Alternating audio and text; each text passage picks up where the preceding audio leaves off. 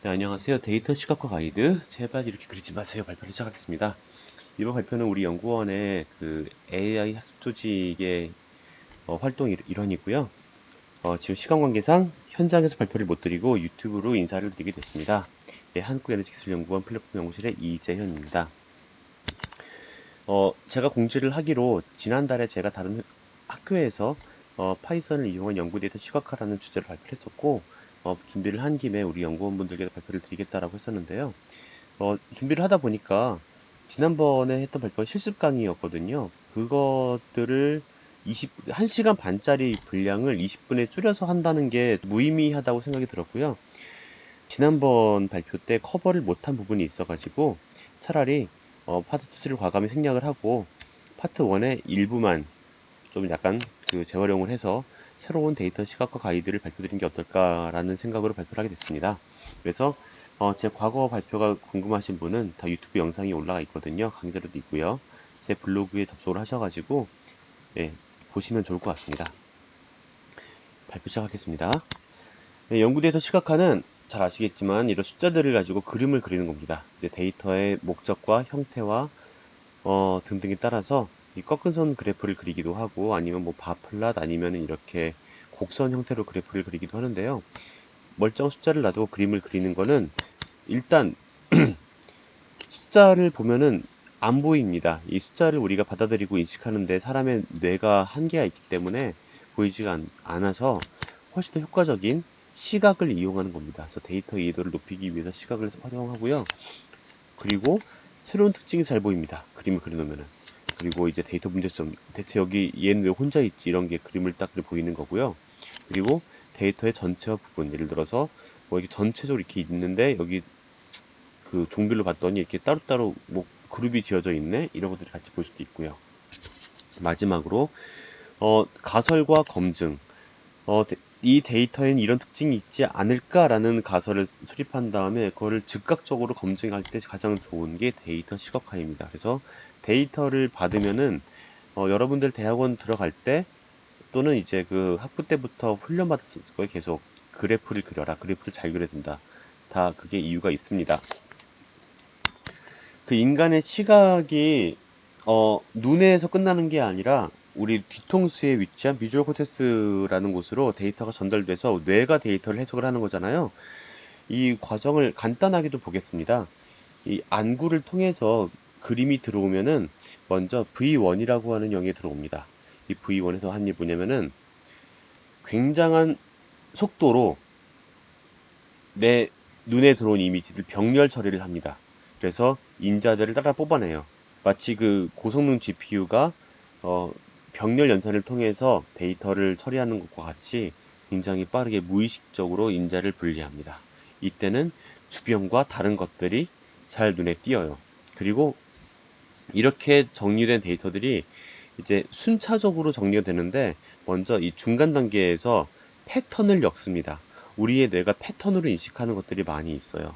그것들 위주로 이렇게 낱낱이 분해된 데이터들을 패턴을 엮은 다음에 그 다음에 우리가 궁금해하는 것들에 대한 질문을 던져서 그 답만 기억합니다.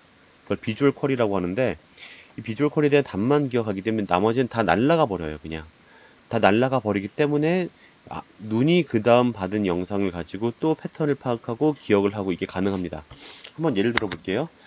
우리 연구원인 한국에너지기술연구원에서부터 대전역까지 대중교통으로 가는 길을 찾아봤습니다. 네이버 지도에서. 그러면은 자, 길 건너서 화학연구원에서 704 버스를 타고 유성온천역에서 전철로 갈아탄 다음에 역까지 가면 된다. 이렇게 딱 머릿속에 넣어서 갈 겁니다. 그쵸? 우리는 이 지도를 지금 보고 있어요. 그리고 퀴즈 나갑니다. 트리플 시티 9단지 아파트 어디 있을까요? 답은 1, 2, 3, 4, 5번 5개 중에 하나 있습니다. 분명히 우리 좀 전에 이 지도를 보고 있었지만 위치 아는 분은 원래 알고 있던 분 외엔 없을 거예요. 정답은 2번이거든요. 이게 왜 그러냐면은 우리는 출발을 해서 이 역까지 어떻게 가는지만 관심이 있었지 이 나머지는 하나도 보지 않았어요. 그래서 아마 여기 있는 뭐 왕가산, 뭐 매봉산, 뭐 319.1m 이런 것들 한 번도 안 보신 분들 많을 겁니다. 하지만 여러분 눈엔 분명히 들어왔던 거예요. 다 날라갔던 거죠, 데이터가. 자, 그렇다면 여러분들이 데이터를 시각화해서 잘 전달을 하려면 어떻게 될까요? 뇌에 남게 정리를 해야 되는 거예요. 그쵸? 그러려면 어떻게 될까요? 맨 처음에 아까 굉장히 빠른 속도로 병렬 처리되던 것, 그리고 그 뒤에 패턴으로 묶이던 것, 그렇게 먼저 정리를 해야 됩니다. 그렇지 않으면은 다 섞여서 잊혀져 버려요. 먼저 1단계로 그 병렬 처리되는 거를 전주의 처리라고 합니다. 우리가 주의를 기울이기 전에, 그러니까 어텐션을 하기 전에 미리 된다. 프리 어텐티브 프로세싱이라고 해요, 영어로. 예를 들어서 여기서 구가 몇 개인지 해볼게요. 사실 이거는 그 유치원생도 할 수 있는 건데 굉장히 쉬운데 귀찮죠. 하나, 둘, 셋 세다 보면은 3이랑 헷갈리고 9랑 6이랑 헷갈리고 또 빠진 거 없나 싶고요. 그쵸? 정답은 여기 있는데 여기는 열 몇 개를 세기 위해서 굉장한 시간이 소요됩니다. 하지만 만약에 9가 이렇게 굵게만 표시되어 있어도 굉장히 딱 눈에 띄죠. 그쵸? 금방 찾죠. 하나, 둘, 셋, 넷, 다섯, 여섯, 일곱, 여덟, 아홉, 열, 열하나, 열둘, 열셋, 14개. 14개 끝. 그쵸? 이게 금방 끝난 일인데 이 전주의 처리가 없으면 많이 힘들어집니다. 그쵸? 그 다음에 이런 전주의 처리는 10가지 정도의 특성이 있어요. 주변과 다르면 눈에 띄는데 길이가 다르거나 굵기, 방향, 크기, 모양, 아니면 이렇게 쌓여 있거나 위치가 다르거나 그룹이 되어 있거나 아니면 색이 다르거나 아니면 이렇게 명도가 다르거나 하면 눈에 띕니다. 예를 들어서 미국의 이런 유수 기업들 중에 페이스북의 주가 변동을 눈에 띄게 하고 싶다면은 이렇게 그림을 그려놓고 페이스북만 색을 다르게 칠합니다. 그러면은 논문에 싣고 나서 발표할 때 페이스북이 446%로 가장 높습니다. 라고 말을 하기 가장 좋아요. 처음 보는 사람조차 페이스북에 꽂혀 있을 것이기 때문이거든요. 자, 그 다음에 패턴 인식은 게슈탈트 법칙이라고 많이 알려져 있습니다. 게슈탈트 법칙보다 게슈탈트 붕괴를 더 많이 들어본 분들도 있을 거예요. 인터넷상에 여러 가지 밈들이 있어가지고 그럴 수 있는데, 게슈탈트라는 말 자체가 독일어로 형태, 패턴, 뭐 이런 뜻입니다. 부분의 합보다 더 큰 형태, 이런 걸 의미해요. 예를 들어서, 여기 있는 거는 팩맨 모양 그림 3개지만 우린 여기서 삼각형 그림을 봅니다. 그쵸? 그리고 여기 있는 것들은 지금 점들의 집합이지만 뭔가 이렇게 선들이 보이죠. 직선이 보이고 곡선이 보여요. 그렇죠? 그리고 과거의 경험도 무시 못합니다. 우리가 교육을 통해서 빨강색은 정지, 초록색은 뭐 허락 이런 것들을 우리가 뇌에다 넣고 있기 때문에 어디 가서 다른 데서도 신호등이 아니라 다른 데서도 빨강과 녹색을 보면은 아 이거는 뭐 하지 말란 뜻인가 보다. 이건 뭐 해도 된다는 건가 보다. 뭐 이렇게 됩니다. 그래서 그린라이트 이런 말도 있는 거죠. 이렇게 패턴을 머릿속에 넣고 있는 것들을 활용을 하면은 데이터를 훨씬 더 잘 전달할 수가 있고 반대로 그렇지 않으면 작정하고 숨길 수도 있어요. 사실 작정하고 숨길 사람들 없을 거예요. 그런데 작정하고 숨긴다는 표현 쓰는 이유가 뭐냐면은 우리가 의도치 않게 습관대로 하다 보면 데이터를 숨기는 경우들이 있습니다. 자, 예를 들어서 보세요. 어, 백그라운드 노이즈가 있고 글자가 있습니다. 이때 DCPILIA는 정말 잘 띄어요. 그리고 밑에는 여기는 안 보여요. 근데 그냥 안 보이는 게 아니라 가운데 부분이 더 밀지가 안 보이기 시작합니다. 그쵸? 글자가 흐려지는 건 다 똑같은 강도로 흐려지는데 여기는 가운데 줄은 더 빨리 흐려지고 옆줄 더 그 다음으로 흐려지고 맨 마지막 줄은 살아남아요. 그래도 여기까지. 왜 그럴까요? 이 노이즈의 그 프리퀀시가 글자의 폭과 비슷한 거예요. 그래서 주변과 비슷하면은 잘 눈에 띄지 않고요. 주변과 다르면 눈에 띕니다. 그러니까 전주의 처리가 작동을 하고 작동을 하지 않고 그 차이에 따라서 이거는 알아내려고 S가 있는지 O가 있는지 아무튼 길을 쓰고 알아내야 되잖아요. 여기는. 근데 여기는 알아내기 쉬운 편이죠. W가 있네, B가 있네 하면서. 그리고 남자, 여자, 화장실 뭐 이런 그 기호들 파란 바지를 입고 서 있으면 남자, 빨간 치마 입고 서 있으면 여자 그 아이콘이 있잖아요. 그것들이 이제 성적인 그런 뭐 그 관념 고착화한다는 점에서 뭐 비판의 대상이 되기도 하지만 우리가 건물에서 급할 때 화장실을 빨리 찾아낼 때는 그런 그 고정관념들이 굉장히 그 포지티브하게 작용을 하기도 하거든요. 의도는 좋지만 이런 식으로 완전히 새롭게 디자인해서 놔버리면은 화장실을 급하게 찾는 분 입장에서는 전혀 도움이 안 되죠. 글자만도 못한 기호 되는 거죠. 그래서 굉장히 욕을 많이 먹었어요, 이 기호가. 자, 그렇다면은 여러분들이 데이터를 시각할 때는 이렇게 안 하고 이렇게 안 하고 이렇게 하면 될 거예요. 근데 우리의 의도와 관계없이 기술적인 한계로 또는 우리가 무의식적으로 이런 식으로 그림을 그리는 게 있습니다. 한번 예를 들어 볼게요. 자, 그 스타워즈를 보신 분들은 이 자바 더 헛이라는 캐릭터를 아마 잘 기억하실 겁니다. 굉장히 약간 좀 징그럽게 생겨가지고 여기 스타워즈 설정집에 이렇게 써 있어요. 굉장히 못생긴 입을 가지고 있고 입이 커다랗고 더듬이가 길고, 그리고 이게 더듬이의 눈이 있대요. 그리고 이게 뚱뚱하고 달팽이처럼 생겼고, 이게 설정입니다. 이게 영화에서 우리가 기억하는 자바더헛인데 뭐 눈이 달팽이처럼 더듬이 끝에 붙어 있지 않지만 전반적으로 이 설정에 부합하는 외모를 가지고 있어요. 그런데 스타워즈가 77년도 작품이거든요. 처음에는 이런 모양을 그릴 기술력이 없어가지고 사람이 연기했습니다. 자바더헛. 이 사람이 자바더헛이에요. 그런데 97년도에 재개봉할 때 비로소 이런 비슷한 모양이 되는데 상당히 조잡하죠. 지금 것에 비하면. 그쵸? 우리가 기억하고 있는 거는 2004년도 버전이에요. 2004년도에 리메이크판에서 비로소 이 정도 표현된 겁니다. 그러니까 기술력이 발전을 하면서 우리가 머릿속에 있던 개념이 비로소 전달이 되는 거예요. 비슷한 게 있습니다. 삼국지 시리즈라는 게임이 있어요. 저도 어릴 때 많이 했던 거고, 이 발표를 보시는 분들은 생년에 따라서 이 그림들이 나설 수가 있어요. 85년도에 처음 나온 삼국지 1은 당연히 흑백 모니터 기준이었습니다. 그래서 이렇게 땅 그림들이 여기가 무슨 뭐 동탁의 영지, 무슨 뭐 유비의 영지, 조조의 영지가 전부 다 이렇게 패턴으로 표시가 됐어요. 왜냐면은 그때 흑백 모니터에서 여기랑 여기가 다르다는 거를 표시할 수 있는 유일한 방법이었습니다. 이게 삼국지 2에서 이제 컬러화가 되긴 했는데, 사실 저도 이걸 흑백 모니터 그때 허큘리스 카드에서 심시지 실행하고 있기 때문에 이런 식으로 기억을 저도 하고 있어요. 컬러 모니터에서 본 거는 좀 잘 사는 친구네 집에 가고 난 뒤에 일이었습니다.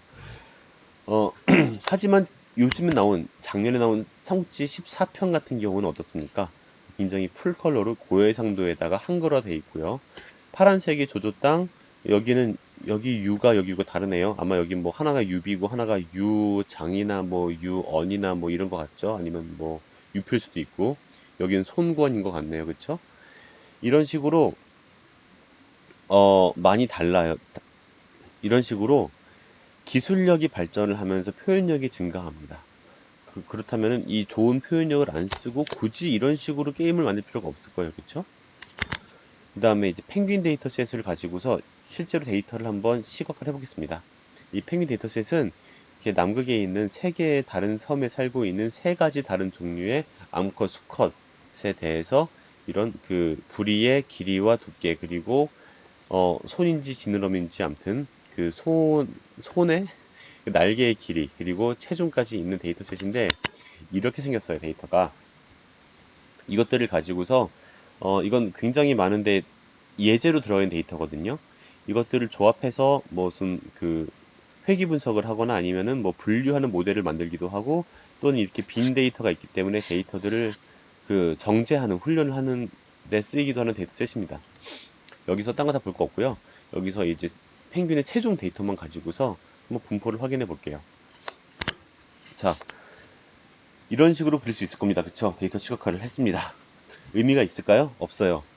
이렇게 그냥 아무 의미 없이 그냥 체중을 점으로 찍어 놓으면은 최소값, 최대값 그 사이에 뭐가 많이 있네 밖에 모릅니다. 이건 아무 의미가 없는 시각화예요. 그쵸? 조금 나은 게 스트리플랫입니다. 이걸 가로축으로 조금 약간 너비를 벌려서 하면은 또 반투명하게 찍으면은 많은 데는 진하게, 좀 밀도가 덜한 데는 좀 흐리게 찍혀요. 그쵸? 여기 빈 칸도 생기고 이러면은 전반적으로 최대가 이만큼, 최소가 이만큼이 있고요. 여기 많이 있고 여기 별로 없는 것 같아요가 되는데, 이것도 불충분해요. 전달력이 부족합니다. 그래서 1970년에 존 터키라는 사람이 박스 플랫이라는 걸 만들었습니다. 데이터 개수 기준으로 0, 25%, 50%, 75%, 그리고 100% 이렇게 나눠요. 데이터 값을 데이터 개수 기준으로 나누는 거예요. 값이 아니라. 그러면은 중간점 50% 점에다 선을 긋고요. 20%의 선을 긋고요. 75%의 선을 그어요. 그리고 25%에서 50%까지 이 그 거리가 있잖아요. 체중의 차이가 있잖아요. 이거의 1.5배 되는 점에다가 선을 긋습니다. 이거를 휘스커라고 그래요. 수염이라고 그래요. 혹시나 데이터가 이거 밖에 있으면 이건 이상한 애들이라고 치는 거예요. 통계적으로. 마찬가지로 50%에서 75%까지 선, 이 거리에 1.5배까지 한 거에다 선을 긋습니다. 위쪽 수염을 그려요. 어퍼 휘스커를 그린 다음에 혹시나 데이터가 이걸 넘어가는 게 있으면 그건 이상치예요. 이렇게 통계적으로 판단할 수 있는 그래프이기 때문에 굉장히 간단하면서도 유용합니다. 보는 법만 처음 딱 한번 배우면은 그 다음에 계속 쓸 수가 있어요. 실제 많이 쓰여요. 그런데 파스플레스 장점이 뭐냐면은 자와 펜으로 그릴 수 있다는 겁니다. 그러니까 70년대 기술에 걸맞는 그림이에요. 어떻게 보면 이 시대에 가능한 최선의 그래프일 수 있어요. 하지만 단점이 있습니다. 이 사이의 데이터가 어떻게 분포하는지 몰라요. 물론 평균값 하나, 뭐 편차가 얼마다 보다는 훨씬 더 많은 정보를 보여주고 있지만 이 속의 데이터가 어떻게 분포하고 있는지를 보고 싶을 때 볼 수가 없어요. 그래서 이제 수험 플롯이라는 게 나왔고 그리고 히스토그램을 이용해 좀 났습니다. 히스토그램은 훨씬 전에 나왔죠. 그 피어슨 코릴레이션의 칼 피어슨이란 분이 만드신 거고 무려 100년도 더 전에 나온 거예요. 요거는 더 간단해요. 구간을 정한 다음에 구간별로 들어있는 개수를 해서 막대 그래프를 쫙쫙쫙 연달아 그으면 됩니다. 그래서 그 초등학교 때 요거를 다 그리는 걸로 기억을 해요. 그런데 히스토그램 같은 경우는 이 구간을 어떻게 정하느냐에 따라서 이 값이 왔다 갔다 하고요. 그리고 이 히스토그램과 저 히스토그램을 갖다가 비교하기가 많이 힘듭니다.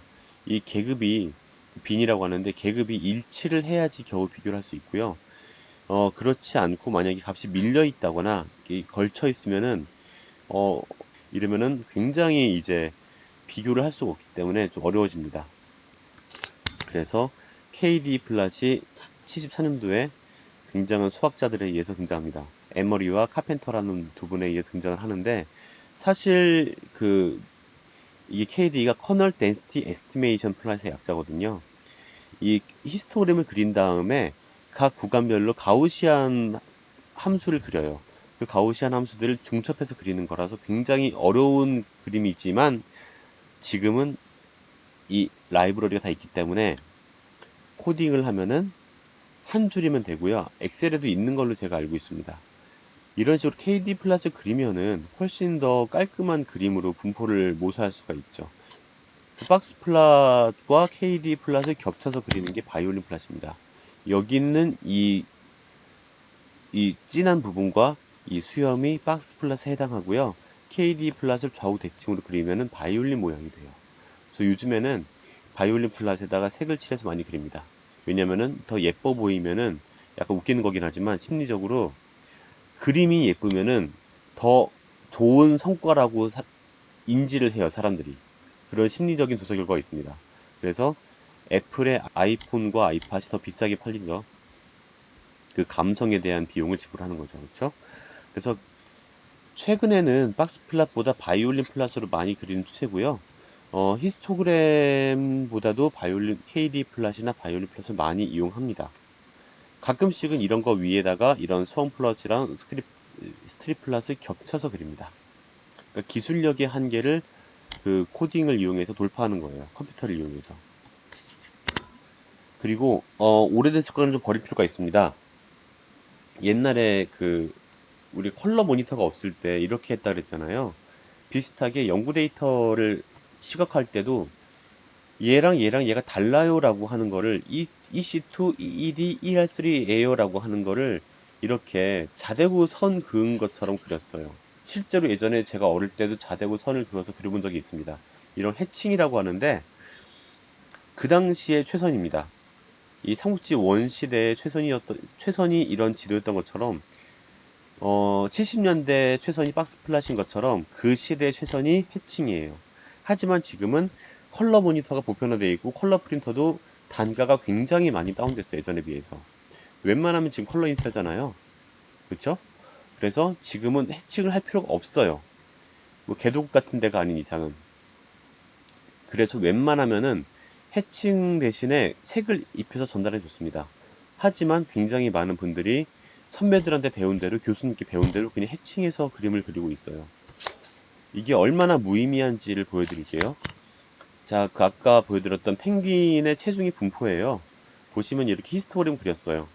굉장히 나쁜 그림이에요. 왜냐면은 데이터도 흰 바탕에 검은색, 그리고 이런 그 그림의 영역도 흰 바탕에 검은색, 글자도 검은색이라서 우리의 뇌가 신경을 써야지 이게 데이터라는 거를 알 수가 있습니다. 여기 해칭을 한다? 이건 노이즈를 더하는 효과밖에 안 됩니다. 여기서는 뭐 구분될 것도 없잖아요. 근데 요거를 색깔로 바꾼다 그러면은 어때요? 훨씬 보는 것만으로도 편해요, 뇌가. 아, 그래서 여기 3000이라는 글자가 있구나. 3000이란 글자와 그래프를 헷갈리지 않습니다. 그쵸? 다른 식으로 카테고리를 지어주는 거예요. 게슈탈트 원리에 의해서. 그리고 특히 이제 남성, 여성, 이게 펭귄이가 암컷, 수컷이죠. 암컷, 수컷을 비교할 때는, 수컷과 암컷 비교할 때는, 이제 해칭을 한번 해볼게요. 똑같은 데이터를 가지고. 짜잔, 어떻습니까? 색을 입힌 다음 해칭하는 경우도 있는데, 해칭이 진짜로 무의미해요. 해칭이 없을 때 더 의미가 잘 전달되거든요. 해칭을 하지 맙시다. 해칭은 기본적으로 하지 않는 거예요. 컬러로 데이터를 전달하지 못할 때 마지못해 하는 게 해칭입니다. 이제부터 해칭은 안 쓰기로 약속하면 좋겠습니다. 자, 그 다음 히스토그램인데, 자, 요게 아까 똑같은 그 펭귄 체중을 좀 그 구간을 많이 해가지고 크게 그린 뿐이에요. 자, 근데 우리가 이렇게 펭귄 체중이 있을 때 섬별로 또는 펭귄의 그 아델리 펭귄, 터큰 펭귄, 뭐 그 젠투 펭귄 이런 펭귄의 종별로 더 세분해서 보고 싶을 때가 있잖아요, 분포를. 그때 학부생들한테 시키면 익히게 됩니다. 짜잔, 그렸어요. 이렇게 가지고 옵니다. 이게 그린 걸까요? 보세요. 여기 있는 거는 어떤 펭귄일까요? 턱근 펭귄 아닌 것 같아요. 그죠? 색 다르죠? 턱근 펭귄이랑 겹치면은 히스토그램은 색이 새로운 색이 창조됩니다. 반투명하면은. 그렇다고 그냥 불투명하게 그리면은 색이 그 어떤 구간이 가려요. 예를 들어서 여기서 아델리 펭귄 앞에 턱근 펭귄이 있는 건데 불투명하게 그렸으면은 여기서 아델리 펭귄 숫자가 안 보일 겁니다. 그쵸? 심지어 색이 두 개 색이 겹치면 여기는 뭐랑 뭐가 겹친 건지 알기도 힘들어집니다. 그쵸? 그래서 히스토리는 겹치지 않는 게 기본이에요. 그런데 굉장히 많은 분들이 이렇게 그리십니다. 제발 이렇게 안 하면 좋겠어요. 어떻게 하면 되냐? 두 가지 방법이 있어요. 먼저 쌓기입니다. 이렇게 한 가지 데이터 위에 다른 데 쌓는 거예요. 요 이제 섬에 대해서 그린 건데, 드림이라는 섬 위에 비스코라는 섬을 쌓고 그 위에 톨거슨이라는 섬을 쌓았어요. 그러면은 일단 장점은 있어요. 이렇게 쌓여서 토탈이 얼마냐가 보이긴 해요. 그런데 각각의 데이터가 얼마냐는 사실상 맨 밑을 기준으로 한 드림 외에는 거의 안 보입니다. 비스코 같은 경우도 여기나 보이지 여기서 안 보이고 톨거스는 심지어 죄다 겹쳐가지고 안 보여요. 그쵸? 이거를 회피하는 방법으로 닷지가 있어요. 피하기. 하나씩 옆에다 겹쳐 그리는 거예요. 좁게. 이러면은 사람의 눈이 색을 구분할 수 있기 때문에 톨거슨이라는 걸 가지고 대강 이렇게 마음의 눈으로 선을 그릴 수가 있습니다. 그렇죠? 비스코를 이렇게 선을 그릴 수가 있고 드림을 이렇게 그릴 수가 있어요. 근데 이렇게 하느니 KD 플러스면 되거든요. 이렇게 그냥 깔끔하게 이렇게 그릴 수가 있어요. KD 플러스 쓰면 드림이 이렇게, 비스코가 이렇게, 톨거슨이 이렇게 그려집니다. 히스토그램은 안 쓰는 게 답일 수가 있어요. 그렇죠? 아까 우리가 앞에서 그 삼국지 게임 얘기하고 스타워즈 영화 얘기하면서 기술이 없어서 마지못해 했다는 얘기를 했잖아요. 히스토그램이 그렇습니다. 여러 개의 카테고리별 데이터 분포를 보여줄 때는 히스토그램은 마지못해 써왔던 거예요. KD 플러스 그릴 수 있고 바이올린 플러스 그릴 수 있으면은 히스토그램을 안 쓰는 게 답입니다. 그쵸? 그 툼레이더라는 게임을 다시 한번 가져와 볼게요. 사실 3D 액션 게임으로 굉장히 획기적인 게임이었어요. 이 당시에. 제가 친구네 집에서 이 라라 크로포트가 이런 모양을 가지고 뛰어다니고 액션하는 거 처음 봤을 때 굉장히 놀랐습니다. 감탄했습니다. 그리고 20년 넘게 이렇게 쫙 진화를 해서 지금은 이런 모습이 됐어요. 이렇게 됐죠. 예전에는 종이 상자 또는 종이를 구겨서 만들었던 것처럼 보이지만 오른쪽 걸 안 보고 이것만 딱 보고 이 당시에 96년도 돌아가면 굉장한 퀄리티지만 이걸 보고 이걸 보면 조잡해 보여요. 지금 여러분들이 연구 결과를 이렇게 그리고 있으면은 이렇게 그리고 있는 다른 분들에 비해서 굉장히 연구를 안 하고 공부를 안 하고 노력을 안 한 것처럼 보입니다. 이렇게 그릴 수 있으면 이렇게 그리는 게 맞아요. 그쵸? 좀 힘이 들어도. 그리고 힘이 드는 것도 아니에요. 코딩을 하면은 코딩이라는 게 딱 한 줄이에요. 그냥 명령어. 코딩만 하면 이렇게 그릴 수 있거든요. 그러니까 앞으로 이런 식으로 그리지 않으면 좋겠어요. 자, 지금 이 시간부터 약속하면 좋겠습니다. 웬만하면 해칭을 하지 않고요. 히스토그램 겹치지 않으면 좋겠습니다. 약속해 주셨으면 좋겠습니다. 네, 감사합니다.